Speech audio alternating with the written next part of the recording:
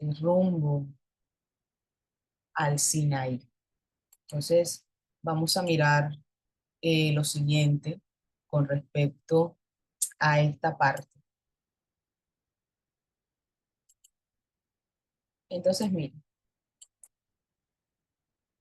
con respecto a Israel viajando hacia el Sinaí, nosotros vamos a mirar lo siguiente.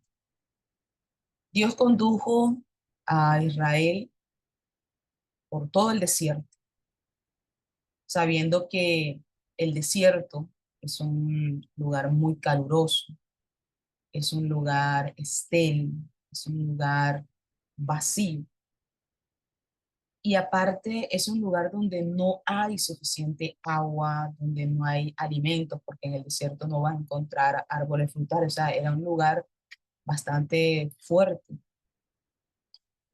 Y justamente allí estuvieron los israelitas, aún en peligro de morir por hambre, por sed, por ser atacados por otras tribus, porque también se movían en esa zona. Y ellos tuvieron que pasar bastantes dificultades en esa marcha o en ese recorrido que ellos tuvieron que hacer a través del desierto. Pero mira lo siguiente, todo el viaje que ellos realizaron justamente por este desierto era también un trato, una manera de Dios eh, tratar con ellos en ese caminar, digamos así, por el desierto. Dios tenía varios propósitos, de hecho, bajo estas circunstancias. Un propósito que Dios puso a los israelitas en este desierto como una preparación a fin de que las pruebas o las dificultades que ellos iban a pasar justamente en este desierto los disciplinaran y aparte de disciplinarlos, les adiestraran para ellos poder conquistar la tierra prometida o la tierra que Dios les iba a entregar. Todavía ellos no estaban en condiciones de hacer frente a todas estas tribus que se encontraban en la tierra de Canaán. De hecho, por eso ese recorrido que ellos hicieron por el desierto justamente era para eso, para Dios prepararlos y para desarrollar en ellos esta parte espiritual que siempre fue muy decadente, para que ellos pudieran afirmar su servicio a Dios y se entregaran por completo al Señor, algo que ellos nunca hicieron. Entonces, todo este, digamos, recorrido que Dios les hizo pasar a ellos por el desierto, justamente era por esto, una preparación para lo que Él les iba a entregar a ellos. Entonces, aunque habían sido digamos, libertados de la esclavitud de Egipto, ellos todavía tenían ese espíritu de esclavos. Mire, a pesar de que ya Dios los había libertado, los había sacado del yugo de Egipto, ellos todavía tenían ese espíritu de esclavo, o sea, es decir, que ellos tenían todavía el rasgo de cobardía, murmuración, de rebeldía. Entonces, todas esas cosas, Dios tenía que tratarlas con ellos y la única manera de hacerlo era justamente por ese recorrido que ellos iban a hacer por el desierto. Otro propósito que nosotros podemos mirar allí es que Dios deseaba que los israelitas aprendieran a depender de Él completamente.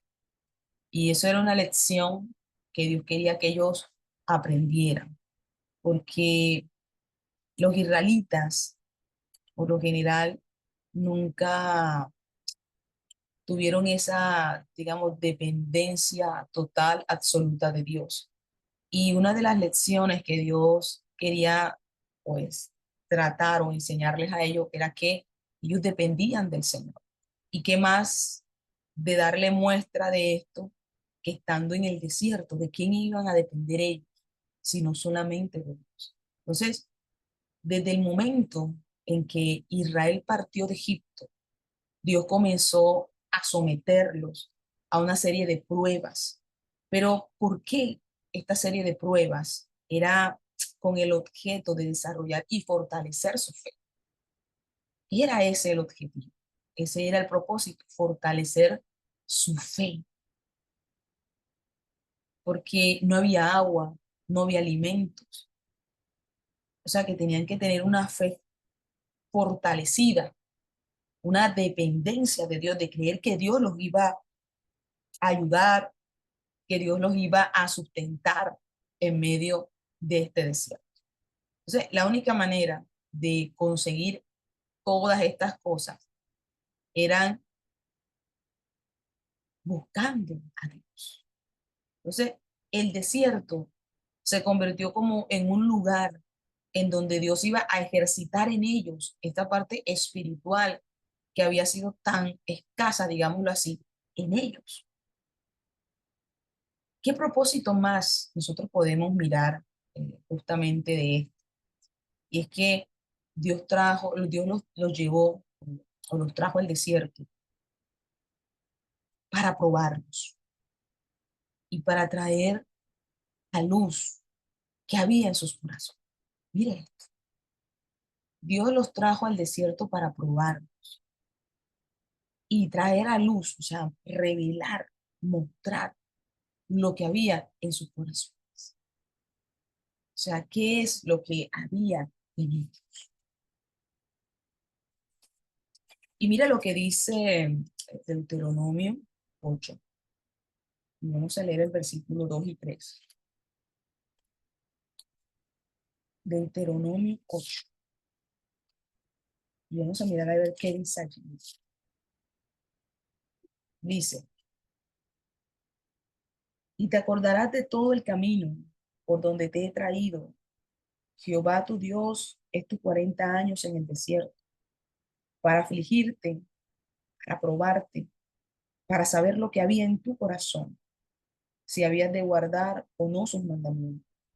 Y te afligió y te hizo tener hambre y te sustentó con maná, comida que no conocías tú ni tus padres la habían conocido, para hacerte saber que no solo de pan vivirá el hombre, mas de todo lo que sale de la boca de Jehová vivirá el hombre. O sea, Dios los estaba probando.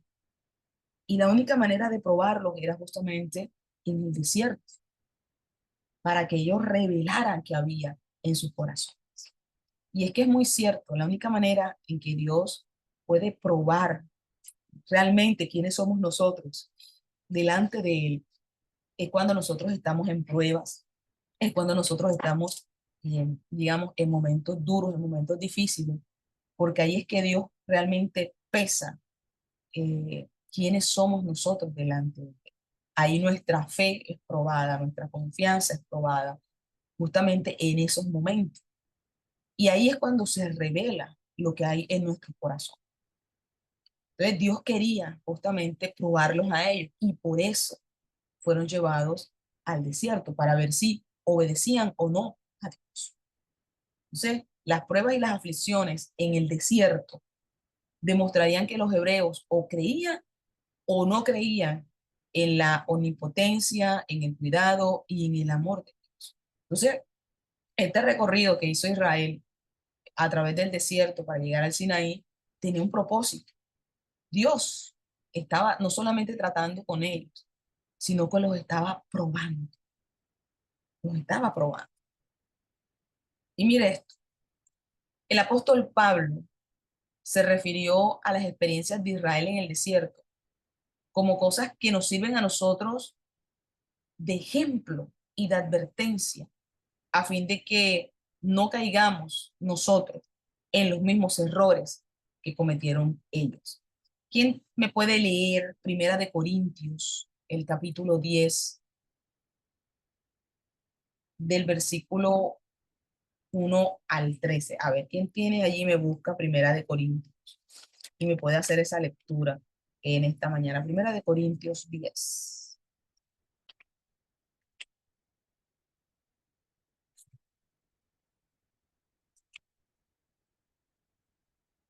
A ver a ver qué nos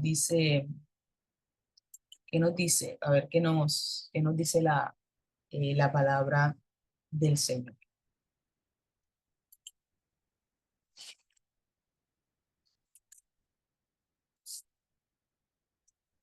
Primera de Corintios 10.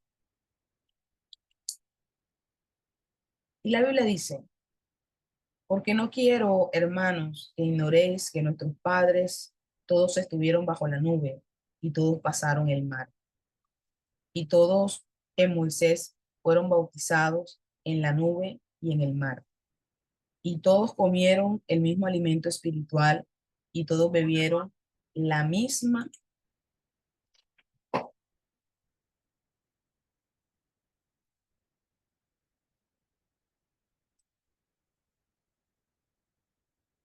y todos bebieron la misma bebida espiritual, porque bebían de la roca espiritual que los seguía y la roca era Cristo. Pero de los más de ellos no se agradó Dios, por lo cual quedaron postrados en el desierto. Mas estas cosas seducieron, sucedieron como ejemplos para nosotros, para que no codiciemos cosas malas como ellos codiciaron, ni seamos idólatras como algunos de ellos, según está escrito. Se sentó el pueblo a comer y a beber y se levantó a jugar. Ni forniquemos como algunos de ellos fornicaron y cayeron en un día 23,000. Ni tentemos al Señor como también algunos de ellos le tentaron y perecieron por la serpiente. Ni murmuréis como algunos de ellos murmuraron y perecieron por el destructor. Y estas cosas les aconteció como ejemplo y están escritas para amonestarnos a nosotros. Mire, esto fue lo que dijo el apóstol Pablo, justamente lo que dice el versículo 11. Y estas cosas les acontecieron como ejemplo y están escritas para amonestarnos a nosotros, a quienes han alcanzado los fines de los siglos. Así que el que piensa estar firme, mire que no cae. No os ha sobrevenido ninguna tentación que no sea humana, pero fiel es Dios que que no nos dejará ser tentados más de lo que podamos resistir, sino que dará también juntamente con la tentación la salida para que podáis soportar. Por tanto, amados míos, huid de la idolatría, como a, como a sensatos os hablo. Juzgad vosotros lo que di. Entonces, esto es un consejo que da Pablo y nos lo da justamente en base a lo que pasó o vivió Israel a través del desierto. O sea, eso que está ahí escrito es para ejemplo de nosotros, para que nosotros no hagamos lo mismo que ellos hicieron. Entonces, mire, las pruebas que se fueron presentando en el desierto, porque hubieron pruebas y era la única manera realmente en que Dios podía probar al pueblo, probar qué era lo que había en ellos. Era la única manera. Entonces, vamos a mirar cuáles fueron esas pruebas. O sea, vamos a mirar aquí cuáles fueron las pruebas en el desierto. O sea, cuáles fueron las pruebas que ellos tuvieron en el desierto. Entonces, vamos a mirar allí. Y vamos a mirar lo siguiente. La desilusión en Mara y el árbol que endulzó las aguas. Escuche esto. Vamos a mirar las pruebas, o las diferentes pruebas que ellos fueron atravesando a lo largo del desierto. Y vamos a mirar esta primera, la desilusión en Mara y el árbol que endulzó las aguas. Y miren, después de 3 días de viaje por el desierto de Sur, pasaba algo, los israelitas llegaron finalmente a una fuente, y esa fuente era la fuente de Mara. Pero cuando ellos llegaron a ese lugar, tuvieron una gran y una fuerte desilusión, porque esas aguas eran amargas. Imagínese usted caminar por el desierto, un lugar en donde usted no iba a encontrar un lago, un río, algo para usted tomar agua, para usted beber. Y finalmente, después de llevar varios días caminando por el desierto, se encuentra una fuente. Ellos estaban alegres porque iban a tomar agua, pero no contaban que esas aguas eran amargas. Y eso generó en ellos desilusión. Entonces, ¿qué comenzó a hacer el pueblo? Comenzó a quejarse delante de Moisés.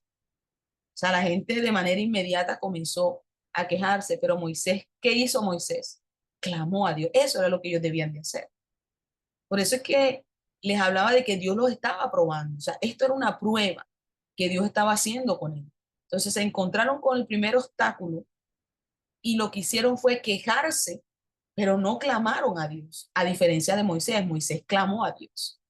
Entonces, ellos no se dieron cuenta que de allí Dios los probó, o sea, Dios los estaba probando. Entonces, no existe ninguna, eh, digamos, dicen los historiadores que no existe ninguna evidencia de que el árbol que fue echado en las fuentes tuviera, digamos, propiedades que hicieran que el agua fuera potable, que fuera agua que se pudiese consumir, pero lo que la Biblia sí nos dice es que Dios las endulzó. O sea, Dios endulzó esas aguas. Y ese fue un milagro, una señal que Dios hizo. ¿Para que ¿Para qué? Para mostrar que Él tenía cuidado de su pueblo. Y también era como simbolizar ese comienzo o ese viaje que ellos iban a tener por el desierto y las pruebas a las cuales ellos más adelante se iban a afrontar, para ver si Israel o el pueblo buscaba la ayuda del Señor, porque eso era lo que Dios estaba esperando, que ellos cada vez que se encontraran con una dificultad, le buscaran a Él. Por eso los estaba probando. Entonces vino la primera prueba y fue justamente allí en la fuente de Mara. La primera prueba y no la pasaron, porque apenas que se encontraron que el agua no era para consumir, o sea, para tomar, porque eran amargas, lo primero que hicieron fue quejarse, quejarse, quejarse, y no pidieron la ayuda de Dios. Entonces, mira, se pueden encontrar o nosotros podemos sacar varias lecciones espirituales de esta primera prueba que Dios hizo con el pueblo de Israel. Una lección espiritual es que a veces, después de tener grandes victorias, como por ejemplo la victoria que Dios le dio al pueblo de Israel cuando atravesó o cuando cruzó el Mar Rojo, donde ellos vieron en su máximo esplendor el poder de Dios, y después de semejante victoria que Dios le dio a cruzar ellos por ese mar, viene y le da una experiencia con un agua amarga,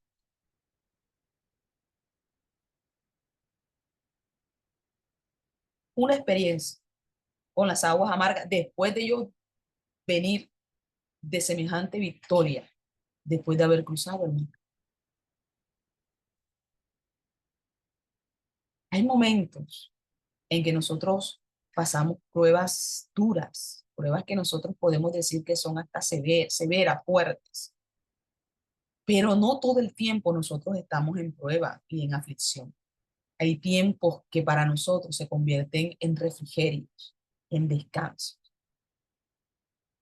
Como dice la Biblia, nosotros pasamos leves tribulaciones momentáneas, pero nosotros toda la vida no andamos en pruebas.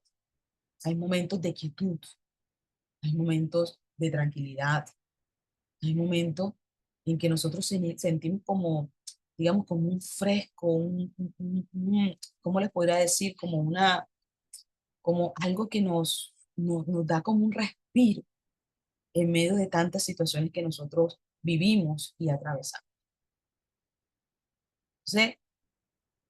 Al salir de Mara, de esa fuente, ellos llegaron a Elim, donde había abundante aguas y también habían bastante palmeras.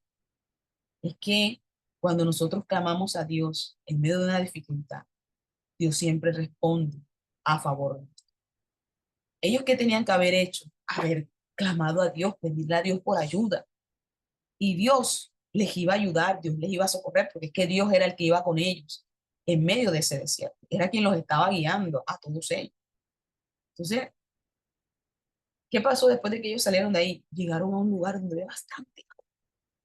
habían bastante palmeras en las cuales ellos podían reposar. Mire, las pruebas nunca son para dañar a nosotros. Al contrario, ¿qué significaba que el árbol fuera arrojado en el agua? Eso tiene una, digamos, una semejanza con, con lo que es el poder de la cruz. Mire, no solo porque ella nos redime, sino porque hace que nuestra voluntad se rinda a Dios. El aceptar las pruebas que Dios permite a nuestra vida ayuda que esas experiencias que quizás para nosotros son amargas se conviertan en experiencias dulces para nosotros. Entonces, Dios quería enseñarles esta parte de dependencia a Dios. Y los estaba probando y llegó la primera, la desilusión en Mara. Y cómo Dios, a pesar de que ellos comenzaron a quejarse, Dios les endulzó esa agua en su misericordia. Entonces, mire, esa experiencia que ellos tuvieron allí en la fuente de Mara brindó la oportunidad de revelar otro aspecto del carácter de Dios. Mire, por medio de qué, por medio de Jehová Rafa, que dice que yo soy Jehová tu sanador. Yo soy Jehová tu sanador, Jehová Rafa. Yo soy Jehová tu sanador. Dios provee sanidad. Y Dios, con esta experiencia de esta fuente de Mara, justamente mostró esto, porque Él endulzó las aguas, le quitó esa amargura que tenía. Entonces, si uno, si ellos, digámoslo así, Israel, obedecían a Dios, no podría absolutamente nada venir contra ellos. Nada, nada podía venir contra ellos. Si ellos obedecían a Dios. Entonces, de esta situación o de esta primera prueba que ellos tuvieron, nosotros podemos sacar muchas lecciones para enseñanza de nosotros.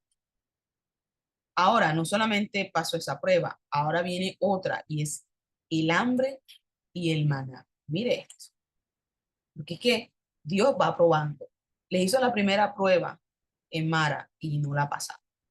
Ahora viene una segunda y es el hambre y cómo Dios provee el maná para saciar esa hambre. Entonces, mire, los israelitas sintieron hambre en el desierto y comenzaron a expresar nuevamente que sus quejas y sus lamentos. Esa era una cosa impresionante.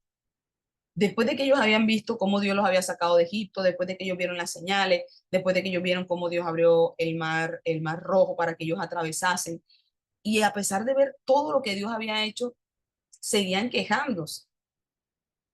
No buscaban, no clamaban a Dios para que les ayudara. Entonces, así como en la fuente de Mara se quejaron, cuando llegó el hambre, comenzaron nuevamente a quejarse y a lamentarse. ¿Y qué pasa con esto? Que ellos comenzaron a olvidar la aflicción de Egipto, todo lo que ellos habían vivido en Egipto, y volvieron y querían que volver nuevamente allá, porque decían que allá se había abundante alimentos, había bastante comida. Entonces, después que Dios los saca, los liberta, entonces ellos ahora nuevamente quieren volver nuevamente del lugar donde Dios los había sacado. Imagínense esa situación. Entonces, las quejas comenzaron a venir en contra de Moisés y comenzaron a murmurar contra Jehová. Comenzaron a murmurar. Y mire que dice, que vamos a mirar aquí, eh, Éxodo 16:8. Pero Dios lo estaba probando. Lo más bueno es que Dios los estaba probando. Vamos a mirar a ver qué dice aquí, Éxodo 16:8. A ver. Y dijo también Moisés, Jehová os dará en la tarde carne para comer y en la mañana pan hasta saciar. Porque Jehová ha oído vuestras murmuraciones con que habéis murmurado contra él. Porque nosotros, ¿qué somos? Vuestras murmuraciones no son contra nosotros, sino contra Jehová. Que ese es el problema. Ellos comenzaron a murmurar, a murmurar, a murmurar, a quejarse, a lamentarse, a decir que era mejor que se fueran quedado en Egipto porque allá se había abundante comida. Después de ellos clamar a Dios para que los libertara, ahora querían volver otra vez allá. Pero Dios, ¿qué hizo? Dios les devolvió bien por mal. Bien por mal. Escuche. Y vamos a mirar en segunda de Timoteo 2:13 para mirar esto. Dios les devolvió bien por mal, porque a pesar de ellos estar murmurando en contra de Jehová, murmurando en contra de Moisés, quejándose, Dios les proveyó alimento para que ellos comieran. Entonces vamos a mirar a ver qué dice ahí segunda de Timoteo 2:13. Vamos a mirar a ver qué dice.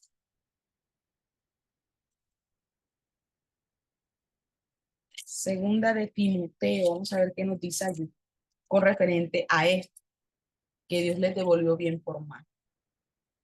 Dios no les pagó de la misma forma como ellos le pagaron a Dios. Entonces, mire lo que dice la Biblia aquí, segunda de Timoteo. Dice, si fuéramos infieles, Él permanece fiel, Él no puede negarse a sí mismo. Escuche esto. Si fuéramos infieles, Él permanece fiel, Él no puede negarse a sí mismo. Entonces, Dios les proveyó las codornices y Dios les proveyó el maná. Pero Dios los estaba probando. Vino la segunda prueba, cuando ellos sintieron hambre y Dios les proveyó el maná, Dios les proveyó las codornices. Mostrándole nuevamente, así como en la fuente de Mara, que Dios era el que estaba al cuidado de ellos, que Dios era el que tenía el control de todas estas situaciones que ellos estaban pasando, que lo único que él necesitaba era que ellos le buscaran, le pidieran ayuda. Entonces, mire, grandes codornices fueron dadas por Dios al pueblo para que ellos la consumieran. Ellos no tuvieron ni siquiera que cazarlas. Escuche esto. Ellas caían donde ellos estaban simplemente para que ellos la tomaran y comieran. Porque pasa algo, y es que las codornices, cuando van a emigrar de un lugar a otro, ellas hacen un recorrido. Entonces, estas codornices, al momento de emigrar, ellas atravesaban todo lo que era el Mar Rojo y la península del Sinaí. ¿Y dónde estaba ubicado justamente Israel? Justamente en ese territorio. Entonces dice que al momento de ellas hacer ese viaje migratorio, a lo largo de su vuelo o ese recorrido ellas caían a donde estaba Israel. Entonces, Dios mostrando nuevamente que estaba al cuidado de ellos. Entonces, en una forma natural, Dios suplió las codornices. Tenían hambre, Dios les suplió las codornices. Pero la provisión de maná también fue otro hecho milagroso. Porque es que llovía pan del cielo. Imagínense usted ese escenario. Vamos a leer ahí en Éxodo 16:4. O sea, para que uno vea todo lo que Dios estaba haciendo y con todo y eso, ellos se quejaban y no aprendían la lección.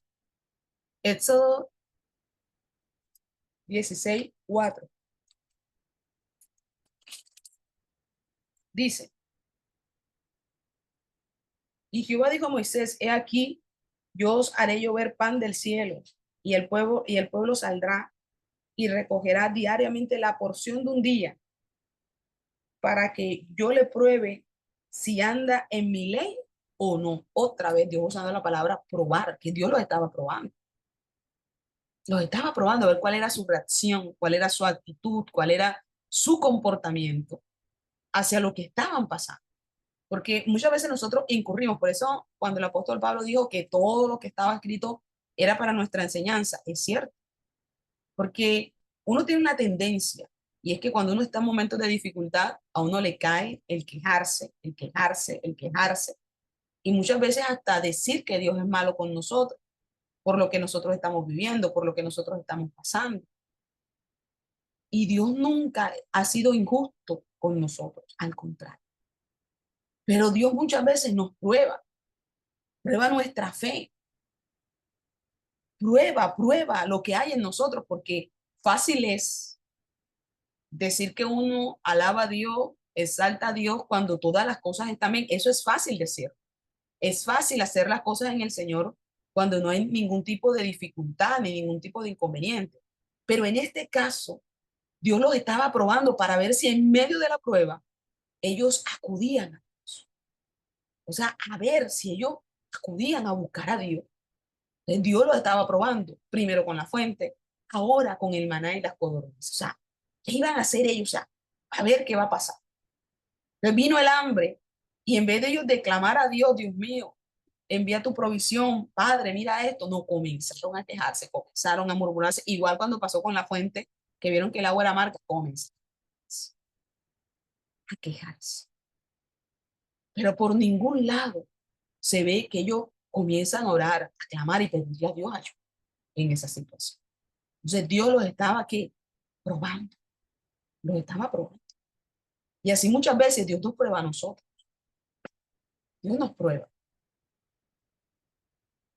Entonces mire esto,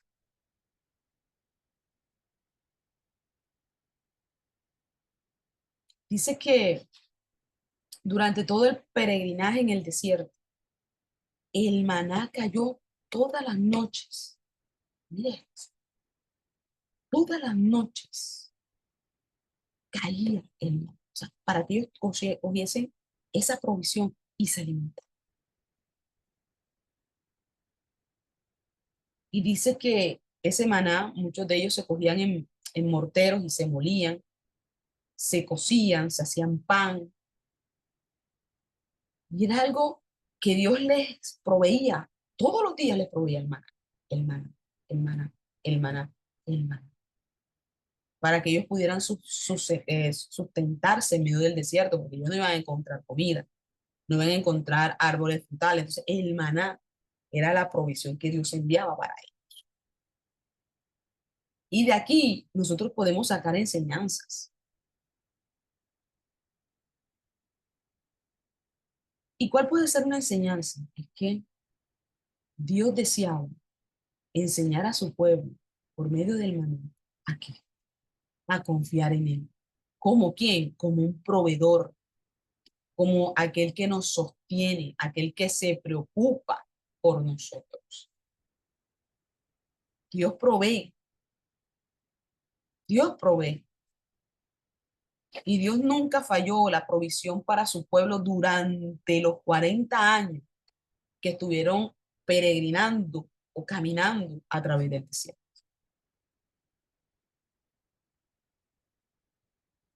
Él es nuestro proveedor y Dios les quería enseñar eso, pero ellos todavía no habían comprendido la lección. Pasó primero una y no pasaron, vino la segunda y tampoco pasaron. Mostraron, estaban revelando lo que habían, o sea, lo que había en su corazón lo estaban revelando y a través de cada prueba daban a conocer lo que en ellos hay. Y por eso es que muchas veces Dios permite situaciones para revelar lo que hay en nuestro corazón.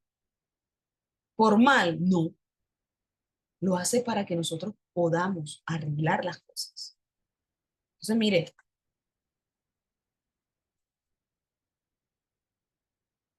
por medio del maná, Dios quiso enseñar a su pueblo a no ser perezoso ni avaro, porque ellos no podían coger más de la porción porque se pudría, tenían que coger nada más su porción diaria, no podían coger un pocotón y guardarla, no, solamente la porción del día. Y era dado por familia y tenía que recogerse todas las mañanas. Por eso es que Dios estaba tratando la parte de la avaricia para que ellos no recogieran de más, sino solamente lo que necesitaban y ya. No podían coger de más, solo lo que ellos necesitaban. Y mire, en Éxodo 16-18 dice esto,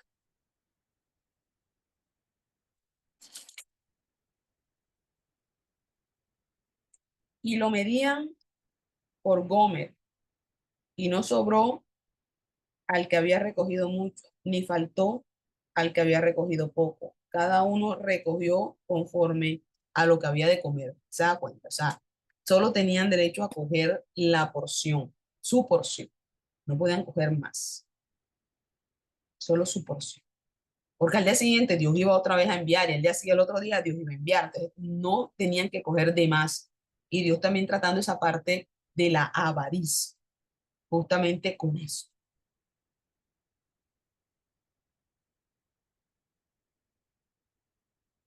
Dios deseaba enseñar a los hebreos a obedecerle, o sea, a que le obedecieran. Por eso, ¿qué hizo el Señor? Les dio reglas para ellos recoger el maná. O sea, ellos no podían salir a recoger el maná a la loca. Había unas reglas para recoger. Porque Dios les estaba enseñando disciplina, obediencia, sujeción. Porque si Dios les había dicho que el maná tenían que recogerlo de esta forma, así tenía que ser. Y Dios ahí estaba probando la obediencia. ¿Ve? Dios le estaba probando la obediencia. Si por incredulidad o por avaricia un hebreo, alguno de ellos, guardaba maná para el día siguiente, eso se convertía en gusano y se pudría. Mire esto. Por eso es que Dios le dijo solo la porción, ya, no pueden coger de más. Entonces, todo aquel que quería de gandido, de avaro, que coge más, de querer engañar a Dios, hacerse el vivo, eso cuando ellos lo guardaban, se llenaba de gusano y no podían volver a, no lo podían comer. Porque Dios les había dicho, es una porción, o sea, su porción es lo que tienen que sacar y ya. Entonces Dios ahí también les estaba probando la obediencia, la sujeción a lo que Dios les estaba dando, para ver si ellos pasaban por alto el mandato que había sido establecido. Y dice la Biblia, así probó Dios a su pueblo y lo preparó para qué, para recibir la ley. Éxodo 16:4. Vamos a mirar a ver qué dice allí.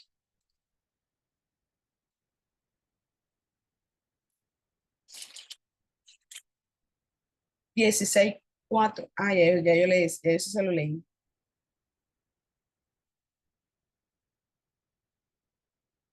16:4, ya se los había leído. Entonces, mire, el maná es un símbolo profético de Cristo, un símbolo profético de Cristo, haciendo referencia al pan verdadero. Así como el maná Cristo vino del cielo.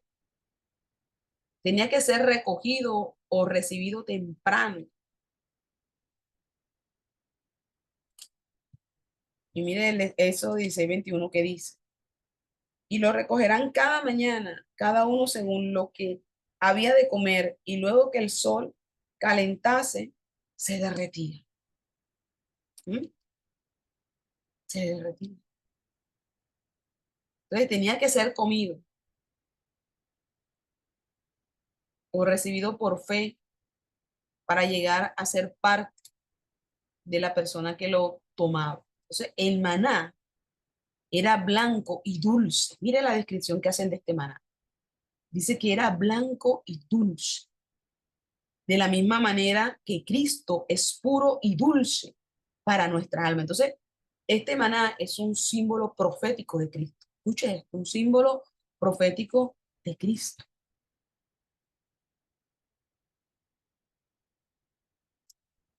En Cristo, Cristo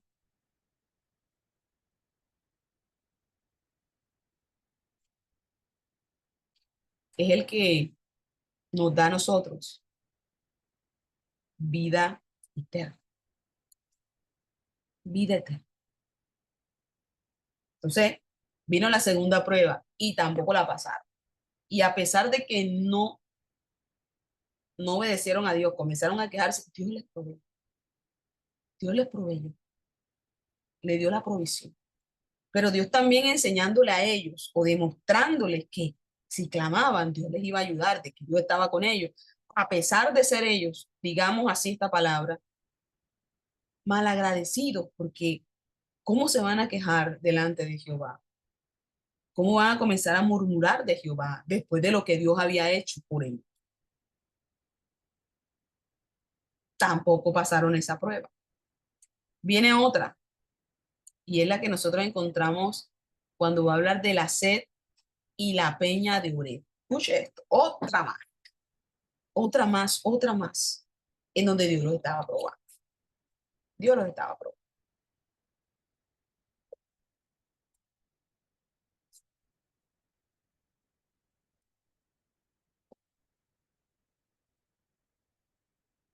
Entonces, vamos a mirar cuál fue la siguiente prueba que Dios permitió. Ahora con la sed y la peña de Oreb. Vamos a ver qué pasó allí. Otra prueba que Dios estaba haciendo. Entonces, ¿qué pasaba con Israel? En vez de ellos aprender a soportar las dificultades, ellos lo que hacían era que murmuraban más. Escuche esto. No aprendieron con la fuente de mar. No aprendieron con el hambre en el desierto. Ahora que viene la sed, tampoco, porque dice que esto en vez de decir, oye, a mí me está enseñando, yo estoy aprendiendo, ellos comenzaron a murmurar más todavía, a quejarse más.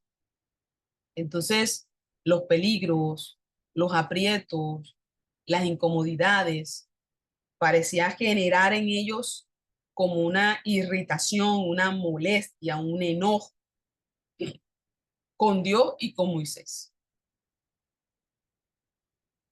Entonces, cuando ellos llegaron a Refidim, ellos esperaban encontrarse, digamos, como con un manantial de agua, algo así,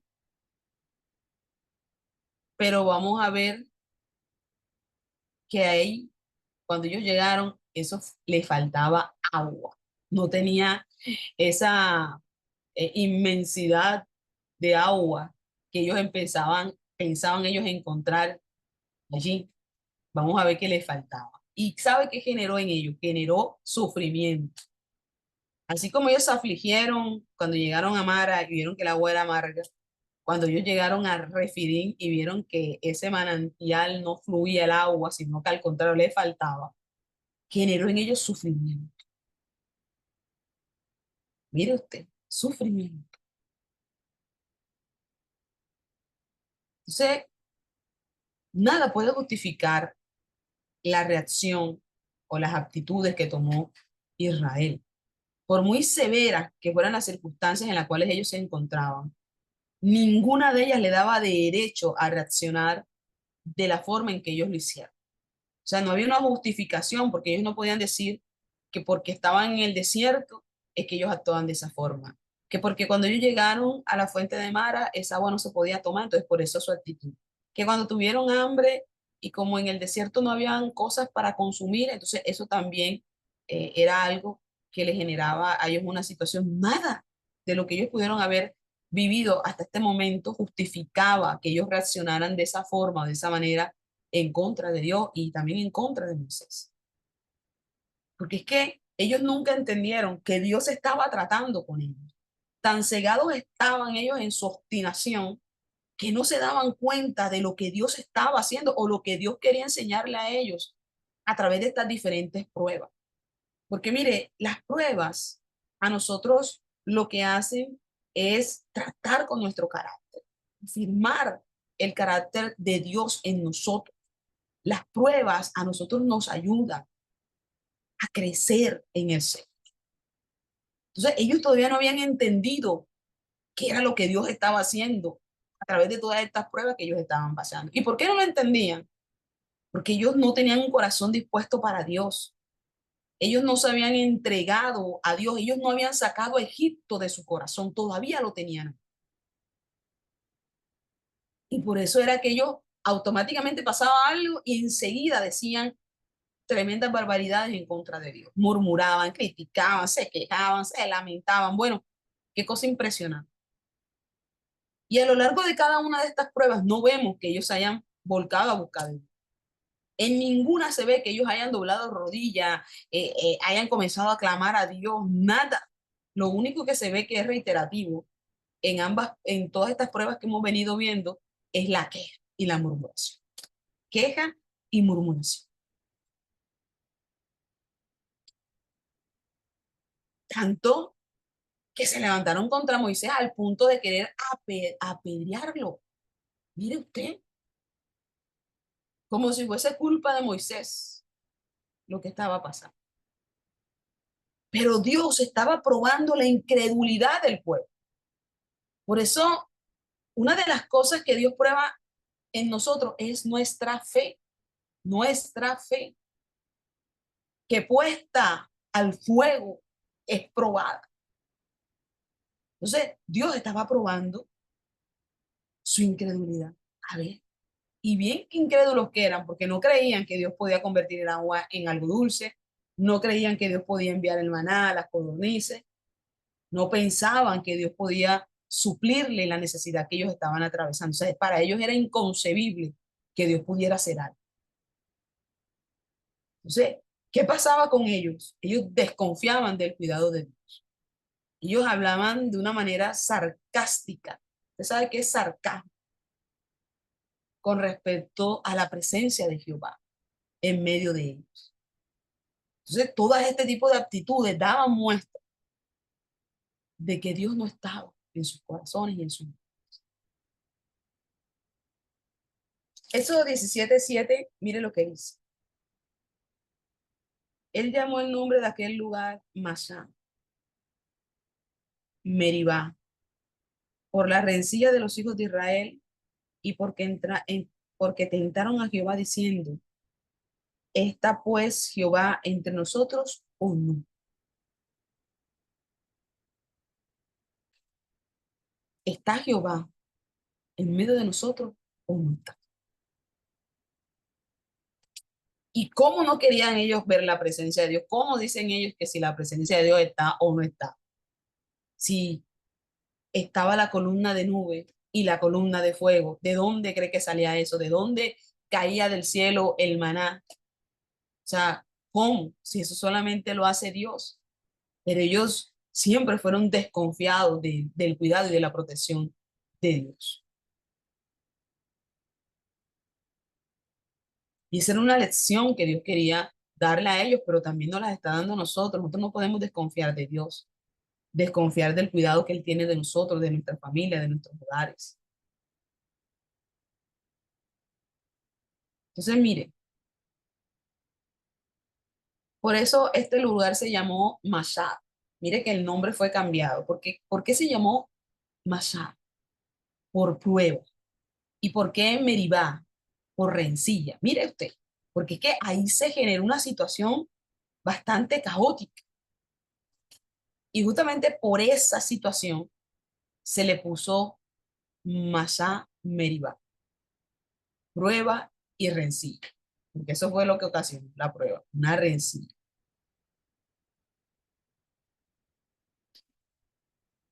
Entonces, debemos de testificar de las maravillas, de todas las cosas que Dios ha hecho. Ahora, Pablo dijo al, en Primera de Corintios 14, y es que la roca es Cristo, la roca era Cristo. La peña de Oret es una figura profética también de Cristo. Mire acá, la peña de Oret es una figura profética de Cristo, herido en el Calvario, y el agua del Espíritu Santo que fue dado después que Jesús fue crucificado y glorificado.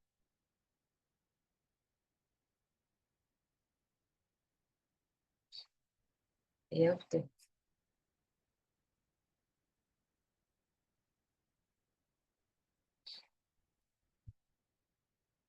Mm,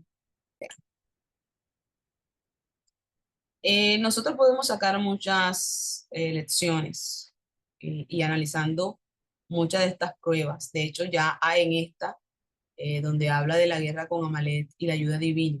Dios aquí está implementando otros métodos para tratar con el pueblo.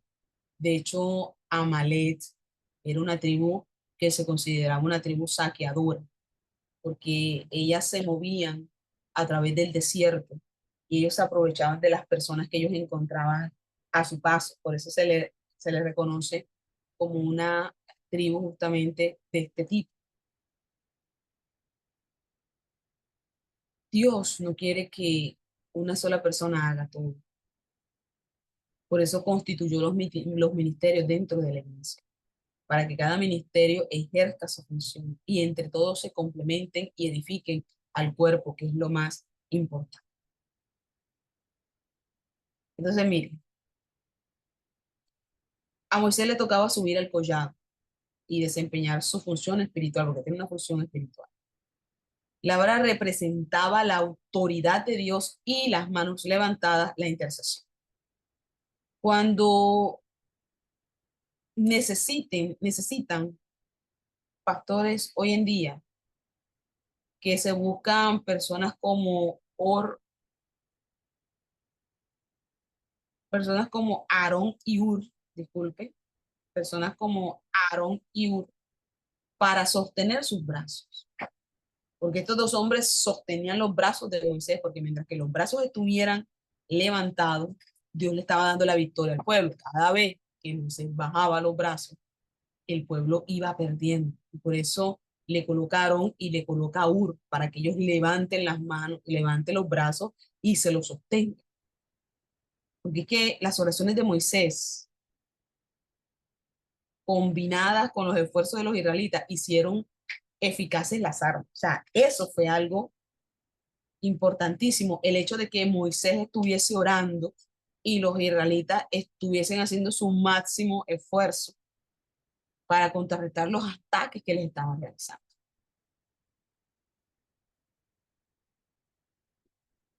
Y mire esto, el juicio contra Amalek fue un juicio bien severo,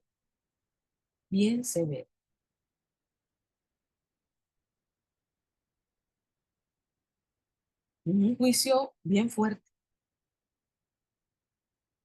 Y dice, fue pronunciado porque Amalek levantó su mano contra el trono de Dios. Escucha, levantó su mano contra.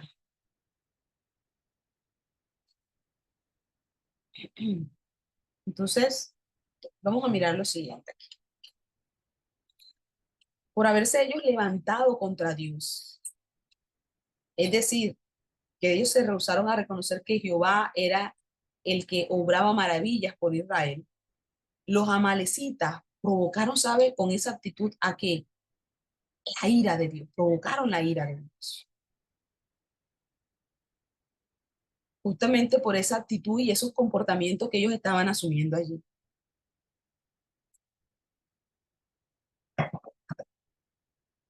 Hicieron que Dios se molestara, porque ellos atacaron de una manera muy despiadada a los débiles, a los cansados. Entonces, cuando Moisés dio el nombre, Jehová es mi estandarte, el altar, reconocido que el Señor mismo era su libertador y capitán. Así que ese nombre de Dios se relaciona con lo que nosotros podemos llamar la milicia de su.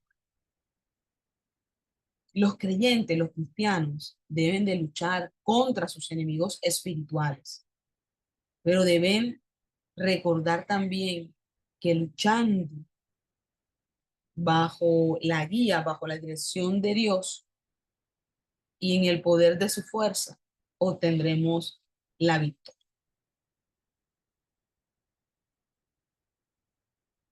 Ahora viene otro que es Jetro visita a Moisés. Mire usted, Jetro visita a Moisés. Y nosotros vamos a ver lo siguiente. La tarea de organizar una multitud tan grande, porque es que ese pueblo de Israel era un pueblo grande, grande. Y esa responsabilidad o esa tarea de reorganizar todo y jugar al pueblo aún en las cosas pequeñitas que sucedían entre ellos a cada rato, a cada instante, porque siempre pasaba algo, recaía sobre los hombros de Moisés, sobre los hombros de Moisés. Entonces, él trataba de hacer todo en vez de repartir trabajo y responsabilidades entre varios. Y eso es algo que nosotros tenemos que tener mucho cuidado. ¿Qué pasaba aquí? Que todo esto recaía sobre Moisés. Entonces, Moisés era el que tenía que hacerlo todo. Entonces, él no repartía, como que distribuía las responsabilidades, distribuía los trabajos, no, todo lo hacía él. O sea, todo recaía sobre los hombros de Moisés. Y él trataba de todas las formas, de todas las maneras, poder llevar a cabo todas las tareas y todas las responsabilidades. Pero es que este pueblo era un pueblo grande, eso no era un pueblo de 10 personas, de 15 personas, era una multitud que estaba a cargo de Moisés. Entonces, cuando su suegro Jetro lo visitó, le dio un consejo a Moisés, un consejo a Moisés. Y organizó a Israel en compañía, colocó jefes sobre los grupos para que ellos se encargaran de arreglar las dificultades. Entonces comenzó él a organizar y a colocar a personas que respondieran por esas tareas. Entonces, Moisés tomó el consejo y comenzó a organizar las cosas. Y es que es cierto, por más que nosotros queramos hacerlo todo, va a llegar un momento en que no podemos, porque nosotros no podemos hacerlo todo. Por eso siempre tratamos de delegar a otras personas cosas que ellos pueden realizar, que ellos pueden hacer, tareas que ellos pueden llevar a cabo, para que todo no caiga sobre nuestros hombros. Entonces, estamos en la iglesia, nosotros abrimos la iglesia, barrimos la iglesia, organizamos la iglesia, ordenamos, cantamos, predicamos, hacemos absolutamente todo, por poner un ejemplo, digámoslo así. Pero nosotros debemos de dar responsabilidades y no cargarnos con todo, porque aunque nosotros podamos hacerlo, siempre es bueno rodearse de personas que se constituyen en ayudadores nuestros, así como Aarón y Ur eran personas que estaban al lado de Moisés y le ayudaron a levantar las manos. Así muchas veces nosotros necesitamos personas que estén alrededor nuestro y que nos ayuden, que uno le pueda decir, bueno, hazme un favor, encárgate de esto, encárgate de esto.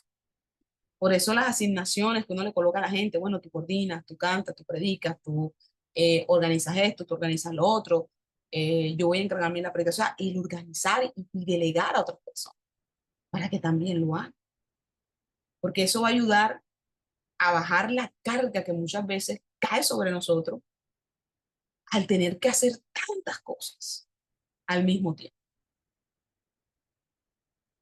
Entonces, mire, y con esta organización, usted sabe qué mostró Moisés, sabiduría y humildad, porque atendió a las sugerencias que le habían dicho.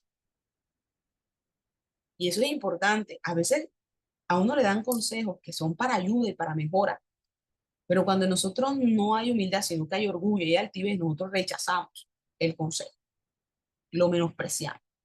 Pero aquí Moisés mostró sabiduría y mostró humildad, porque su suegro le dio un consejo y él lo tomó y lo puso en práctica. O sea, recibió la sugerencia no solamente de su suegro, de muchas otras personas.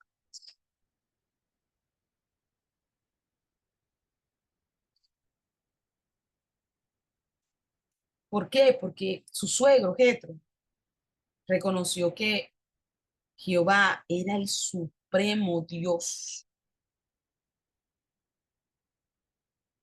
el supremo Dios.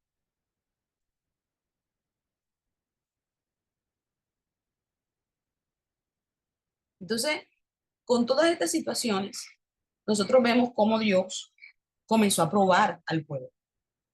Dios comenzó a probar una, dos, tres, cuatro, y muchas veces para ver si ellos reconocían a Dios.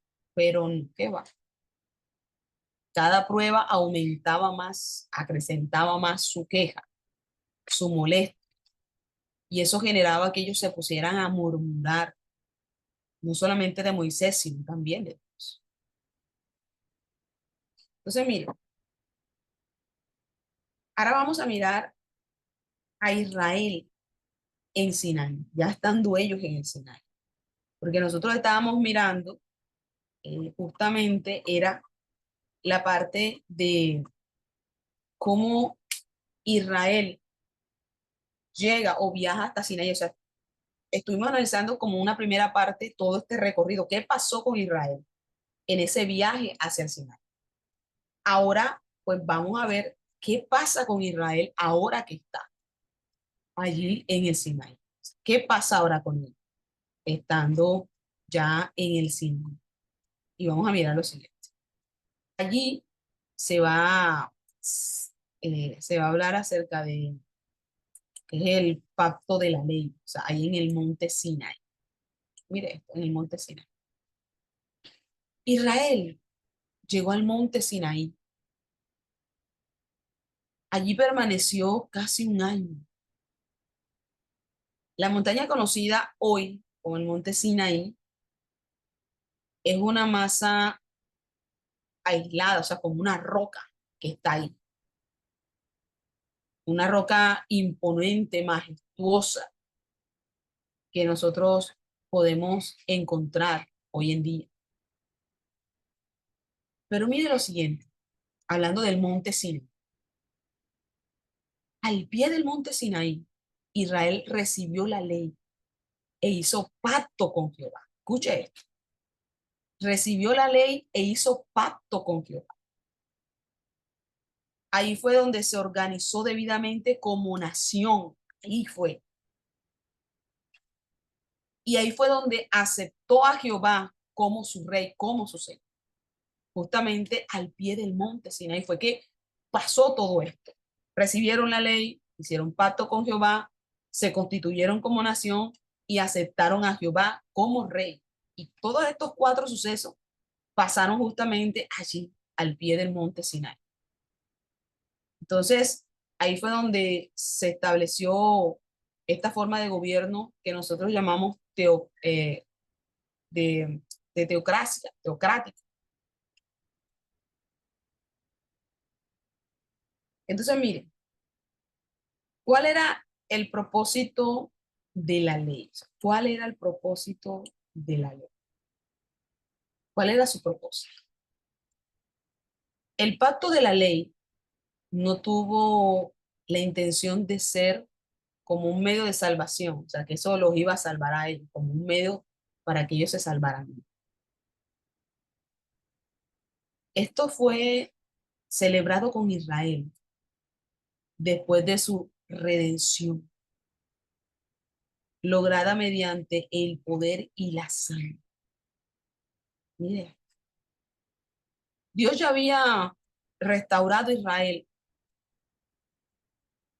para que ellos tuvieran una relación con él y que esa relación se diera por medio de la gracia, de su gracia. Israel ya era su pueblo, era su pueblo. Jehová deseaba darle algo que lo ayudara a seguir siendo su pueblo y que ellos tuvieran esa relación más íntima con él. El motivo que llevara a cumplir la ley habría de ser por amor y por gratitud a Dios por haberlos redimido y por haberlos hecho hijos suyos. Mire, o sea, el motivo para que ellos, o sea, Israel cumpliera la ley, se iba a basar en el amor y en la gratitud hacia Dios. ¿Pero por qué amor y por qué gratitud? Porque Dios los había redimido, porque Dios los había constituido, se habían hecho hijos de Dios. ¿Qué es lo que a nosotros nos lleva a cumplir los mandamientos, los decretos y todo lo que en la Biblia se encuentra contenido? Nosotros lo cumplimos basado en el amor y la gratitud que sentimos hacia Dios. Y en base a esas dos cosas que nosotros cumplimos los mandamientos y cumplimos todo lo que está en la palabra, porque nosotros estamos agradecidos con Dios, porque nosotros sentimos ese amor tan grande por Dios, por lo que Él hizo en nosotros. Entonces, ¿por qué ellos, el motivo por qué que los llevaría ellos a cumplir la ley era justamente esas dos cosas? Amor y gratitud. Dios prometió tres cosas condicionadas a la obediencia de Israel. Escuche esto. Sí, Dios le hizo unas promesas, pero todo iba condicionado de acuerdo a la obediencia de ellos. Entonces, Israel sería un especial tesoro. Y es cierto, es muy cierto. Pero Dios necesitaba que ellos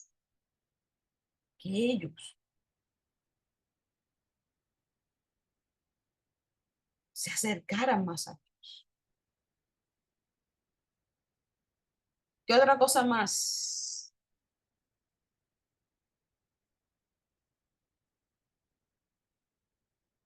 Y eso era lo que Dios quería más que todo, que ellos le obedecieran, o sea, que ellos le obedecieran, o sea, que lo obedecieran.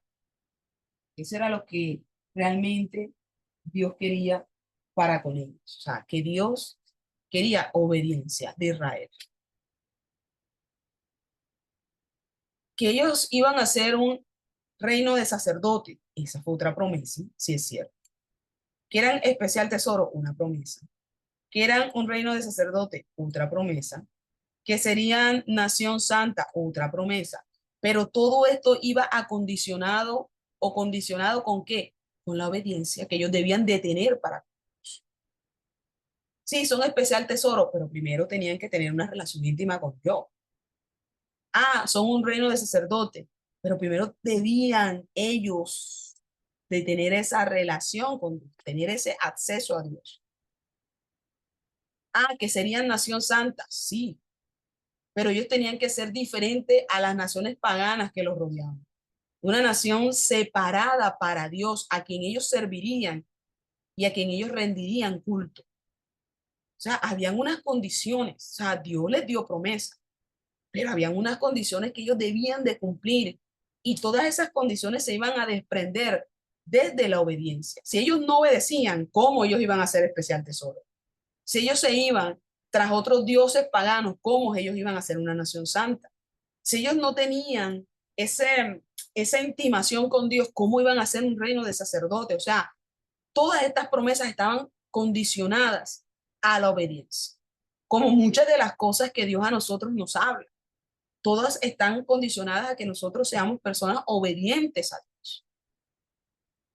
Entonces, mire, las tres promesas hechas a la nación de Israel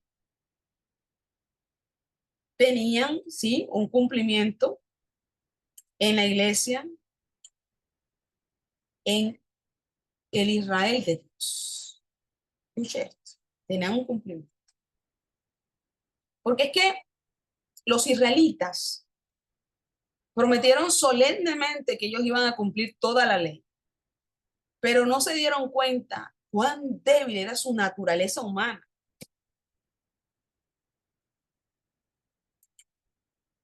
Para ir concluyendo por lo menos esta parte o esta sesión en esta mañana. Ellos necesitaban de la ayuda de Dios para no pecar, porque humanamente ellos no podían cumplir la ley si Dios o si ellos no estaban allí cerca de Dios, buscando su presencia, buscando de Él. Entonces ellos dijeron, sí, vamos a cumplir, prometieron cumplir toda la ley a cabalidad, pero no se dieron cuenta que ellos no le iban a cumplir en su fuerza, en ellos, que la única manera de que ellos pudieran cumplir toda esta ley era con la ayuda del Señor. Y es cierto, nosotros cómo podemos cumplir los mandamientos y todo lo que la Biblia establece es con la ayuda del Señor. Ni siquiera es con nuestra voluntad, ni siquiera es con nuestra fuerza, porque nosotros en nosotros mismos no podemos cumplir absolutamente nada de lo que la Biblia dice. Por eso, así como Dios le demandaba a Israel, también nos demanda a nosotros de la misma forma, de la misma manera. El tener una relación con Él, una intimación con Él, el acercarnos a Él. Porque eso es lo que nos va a ayudar a nosotros poder resistir al pecado, a poder resistir a la tentación, a poder huir de ella, a poder sujetar nuestros deseos, nuestras pasiones, es con Dios, con la ayuda de Dios. Y eso es lo que Israel no entendió, o lo que Israel no entendía. Y era lo que Dios quería enseñar. Sí, yo tengo promesas y Dios tiene promesas para nosotros, pero si nosotros no somos obedientes a lo que Dios nos está demandando, esas promesas no se van a hacer una realidad en nosotros, como tampoco se iban a hacer una realidad sobre Israel. Entonces, era obedecer, o sea, Dios que quería que ellos obedecieran. ¿Qué es lo que Dios quiere de nosotros? Que nosotros obedezcamos. Eso es lo que Dios quiere. Obediencia, obediencia. Era lo que Dios realmente estaba demandando de ellos. Y es lo que Dios demanda de nosotros también. En esta mañana, ¿cuáles eran los propósitos de la ley? Porque había un propósito, o sea, Dios siempre ha tenido propósitos y siempre tendrá propósitos para nosotros. Así como tenía propósitos para Israel, también tiene propósitos para nosotros. Y Dios tenía un propósito con lo de la ley. Primero, proporcionar una norma moral por la cual los redimidos pudieran demostrar que eran hijos de Dios. Y no solamente demostrar que eran hijos de Dios, sino que podían vivir en una justa relación con Dios y con su propio. Eso era sumamente importante. Entonces, uno de los propósitos de la ley era esto, poder tener ellos como una norma de conducta moral, ética, dar a mostrar o evidenciar de que ellos eran hijos de Dios y poder vivir o tener una relación con Dios y con su prójimo. Ahora, también había otro propósito y era demostrar que Dios es santo y que Él exige la santidad sobre toda la humanidad y sobre nosotros. Otro propósito era enseñar a la humanidad digamos, su pecaminosidad. ¿Y por qué enseñarles sobre esto? Para hacerles entender que solamente mediante su gracia es que podían ser salvos. Solo mediante su gracia es que podían ser salvos. Entonces, estos son propósitos que tenía la ley, propósitos que tenía, porque la ley era como, pongamos un ejemplo, como un maestro para enseñar a Israel a través de los siglos y ayudarlos a permanecer en esa relación, en ese contacto. Pero junto con la ley fue instituido, fue instituida, digamos así, para que el pecado fuese quitado, para que todo este sistema de sacrificios y ceremonias también fuesen quitados. Entonces, para enseñarles que la salvación era por gracia, por gracia. Entonces, los profetas posteriores demostraron que sin fe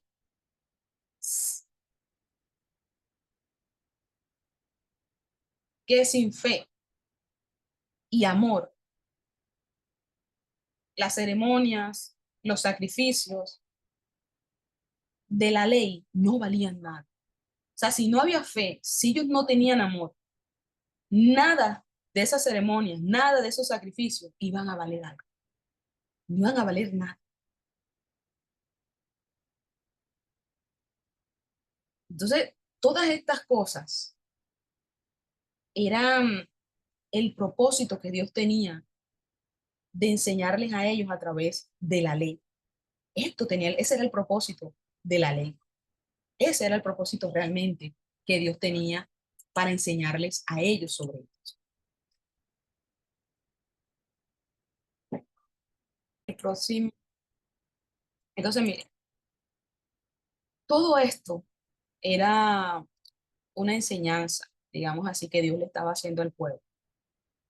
Eran propósitos que Dios tenía del por qué les estaba impartiendo o enseñando todo esto. Entonces, el próximo martes, el miércoles, disculpe, el próximo miércoles, vamos a mirar lo que son los preparativos y señales. Vamos a mirar lo que es el decálogo y vamos a mirar el significado de los 10 mandamientos. O sea, ¿en qué consiste? Eso lo vamos a analizar el próximo miércoles con la ayuda del Señor. Vamos a mirar a ver justamente qué era o qué quería Dios enseñar a Israel a través de estos 10 mandamientos. ¿Ok? Y vamos a ver lo que son las leyes civiles y ceremoniales. Vamos a ver el pacto que fue ratificado por Dios. Entonces vamos a mirar todos estos aspectos y vamos a seguir estudiando el libro de Éxodo. Vamos a ver si el próximo martes abordamos más, porque son 4 libros que tenemos que estudiar y uno podría quedarse un semestre entero estudiando solamente Éxodo, pero tenemos que ver Éxodo, Levítico, Número y Deuteronomio, son 4 libros, entonces vamos a tratar de ir despejando todos estos libros sin omitir, claro está, nada de lo que contienen, que realmente es muy importante todos estos libros. Entonces, vamos a tratar el próximo martes de abordar más todavía este libro de Éxodo y pues avanzar lo más que podamos. Amén.